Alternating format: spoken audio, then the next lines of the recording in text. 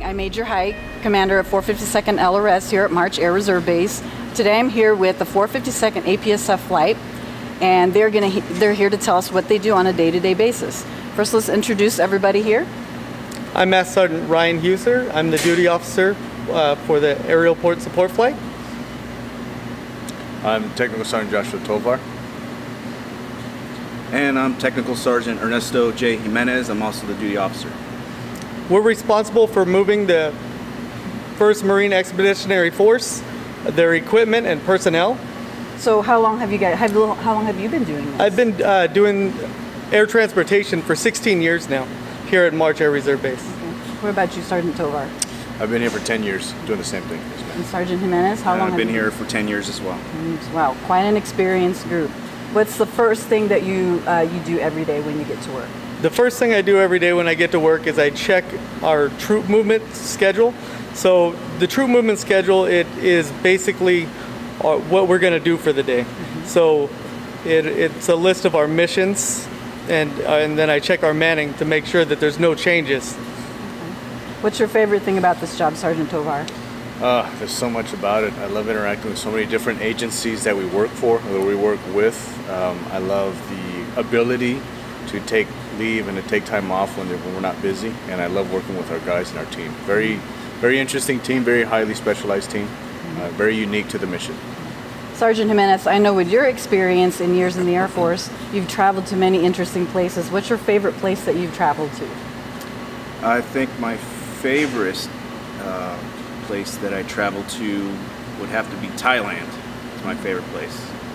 What about you, Sergeant Huser? Do you have any favorite place that you've traveled to? My favorite place would have to be Nellis Air Force Base. Nellis? Yeah. Why Nellis? Well, I had a good time there working with Red Horse. Oh, okay. Sergeant Tovar, how many troops do you process here annually? Annually, we process about 44,000 troops on an average. Okay, and is that just the Marines, or tell me It's a about combination of Marine Corps, Air Force, and things in between. The majority, the bulk of that is Marine Corps, but there's plenty of other agencies that we work with and for. Can you just give me maybe just a description, or maybe just what are the other agencies other than the Marines? What else do you process? So, for example, if there is so last year we had an earthquake in Mexico City, and we also had flooding in Puerto Rico. So FEMA came down with different fire authorities and rescue units, and that's who we worked with. We also work with the Missile Defense Agency, JPL, NASA, FBI, a plethora of JSOC units, SEALs and Green Berets, all kinds of units and different agencies that we enjoy working with. Okay. Yes. So processing means what? What do you do? Do you load their cargo?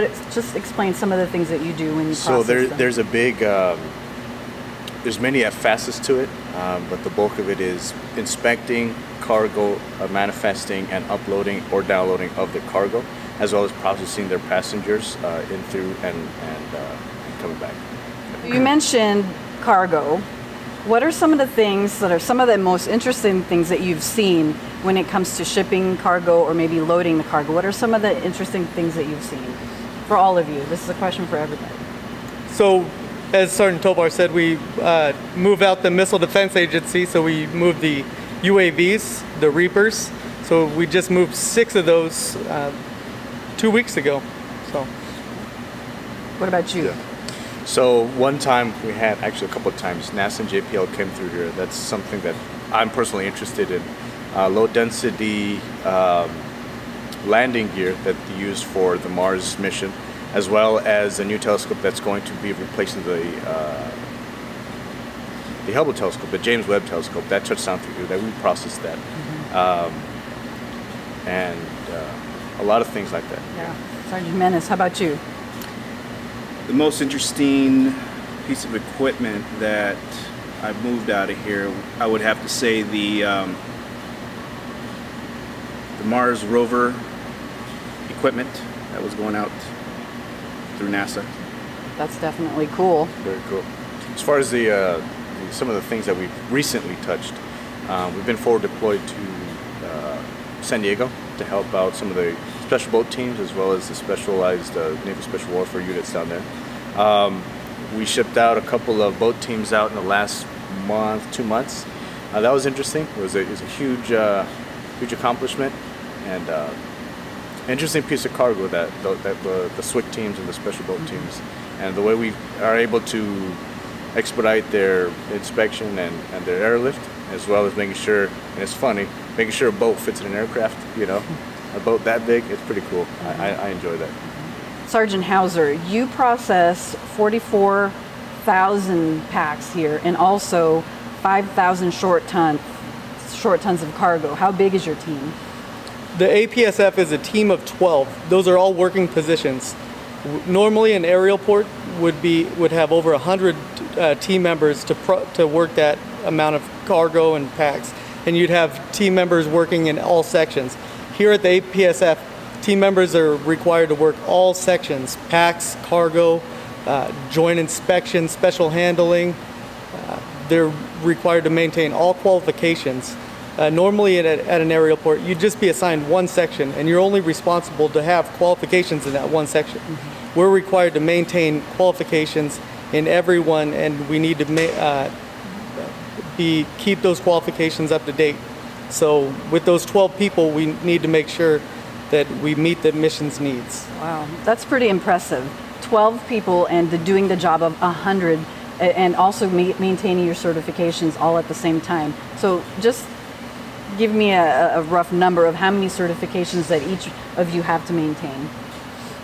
There's probably about 12 certifications. 12 certifications. That's pretty cool. That's a lot. And over 100 tasks. That's a lot.